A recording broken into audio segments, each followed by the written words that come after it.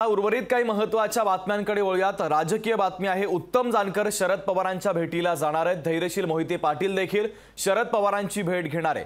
देवेंद्र फडणवीसांना धक्का देत आता उत्तम जानकर राष्ट्रवादी शरदचंद्र पवार पक्षामध्ये प्रवेश करण्याची शक्यता आहे। उत्तम जानकरांनी 2 दिवसांपूर्वीच फडणवीसांची भेट घेतली होती आणि त्यानंतर आता पुन्हा उत्तम जानकर हे शरद पवारांची भेट घेऊ शकतात। शरद पवारांसोबत ते गेले तर देवेंद्र फडणवीसांना हा मोठा धक्का मानला जाणार आहे।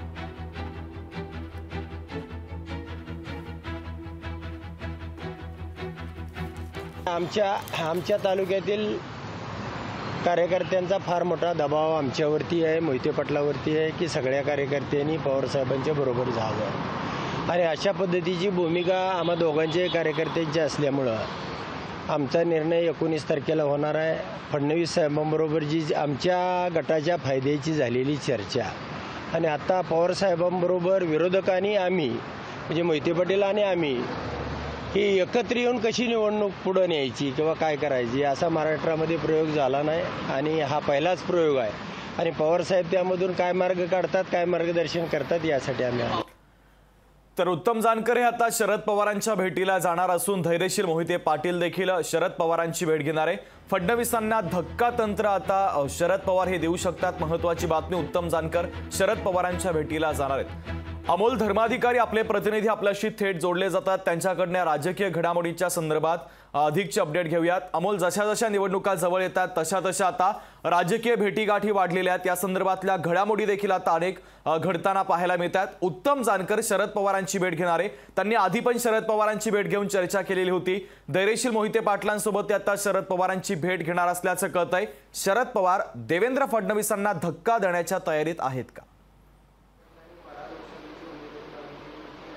नक्कीच आणि त्याचीच तयारी करण्यासाठी खरं तर आता धैर्यशील मोहिते पाटील जे म्हाड्याचे उमेदवार आहेत आणि त्याचबरोबर माळशिरसचे नेते असलेले उत्तम जानकर हे सुद्धा आता शरद पवार यांना भेटायला आलेले आहेत। आपल्यासोबत धैर्यशील दादा आहेत। दादा, काय सांगाल, आज तुम्ही पवार साहेबांना भेटायला आलेला आहात, काय नियोजन?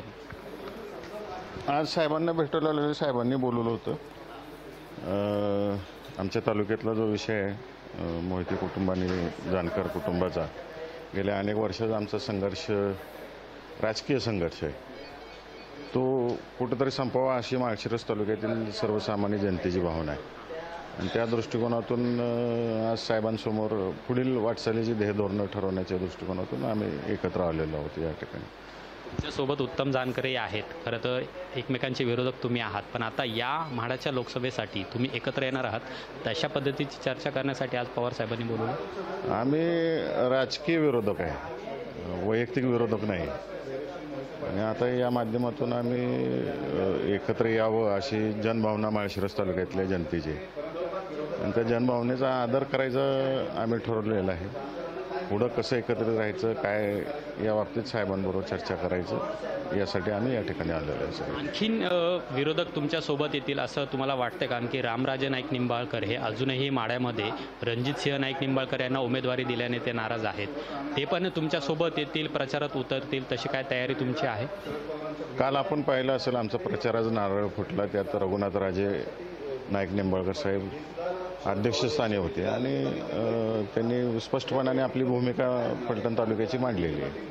धैर्यशील दादा आपल्यासोबत होते। आता उत्तम जानकर जे माळशिरसचे नेते आहेत ते सुद्धा आता पवार साहेबांना भेटायला आले आहेत। खरं तर 2 दिवसापूर्वी तुम्ही देवेंद्र फडणवीस यांना भेटलेला होता, आज अचानक पवार साहेबांना भेटीचं कारण काय? फडणवीस साहेबांना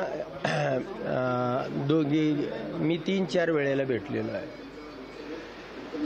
माढा लोकसभेची उमेदवारी धैर्यशील मोहिते पाटलांनी मागितलेली होती, सोलापूर लोकसभेची उमेदवारी मी मागितलेली होती आणि आम्हा दोघांनाही उमेदवारी मिळाल्या नाहीत, त्यामुळे आमच्या कार्यकर्त्यामध्ये प्रचंड असंतोष आहे।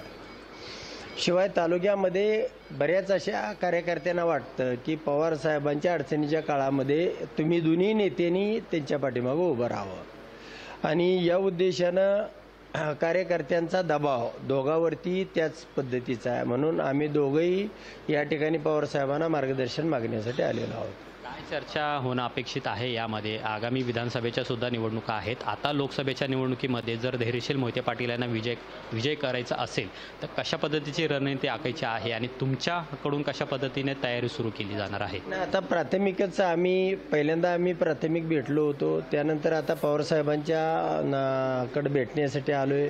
पवारसाहेब मार्गदर्शन करतील, कारण थेट विरोधक म्हणून आम्ही 50 वर्षे घालवलेली आहेत. आता एकत्र यायचं म्हणलं तर कार्यकर्त्यांना ते मान्य होणार का?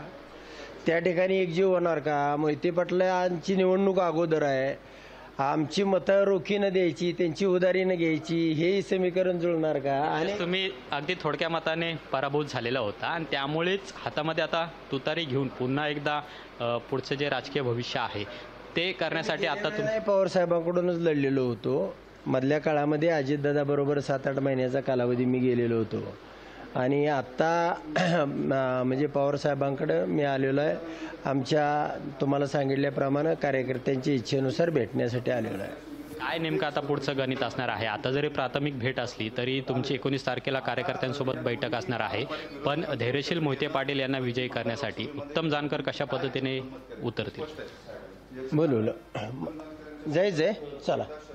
शरद पवारांनी आता त्यांना भेटीसाठी बोलवलेलं आहेत आणि आता आपण पाहतोय की हे दोघे आई आहेत ते निघालेले आहेत. कशा पद्धतीची चर्चा होती हे पाहणं महत्त्वाचं आहे. शरद पवार यांनी धैर्यशील मोहिते पाटील आणि उत्तम जानकर या दोघांनाच भेटीसाठी बोलवलेलं आहेत आणि आता हे दोघे आहेत ते भेटीसाठी चाललेले आहेत. खरं तर शरद पवारांची ही सर्वात मोठी खेळी म्हणावी लागणार आहे, कारण की 2 दिवसापूर्वी जे उत्तम जानकर शरद पवारांना भेटलेले होते, जानकर आता देवेंद्र फडणवीस यांना भेटलेले होते, तेच उत्तम जानकर आता पुन्हा एकदा शरद पवारांना भेटायला आलेले आहेत. त्यामुळे महाराष्ट्राचे राजकीय समीकरण आहेत बदलण्याची शक्यता आहे आणि म्हाडामधून आपलाच उमेदवार कशा पद्धतीने विजय करता येईल याबाबतची अगदी अमोल, तू सांगितल्याप्रमाणे आता राजकीय समीकरण देखील बदलण्याची शक्यता आहे. आता या भेटीतून काय समोर येतं हे पाहणं देखील महत्त्वाचं आहे. उत्तम जानकर शरद पवारांच्या पक्षामध्ये प्रवेश करण्याची शक्यता देखील नाकारता येत नाहीये. तुर्तास दिलेल्या माहितीबद्दल धन्यवाद. लोकशाही मराठी ऐका, पहा, जागरूक रहा.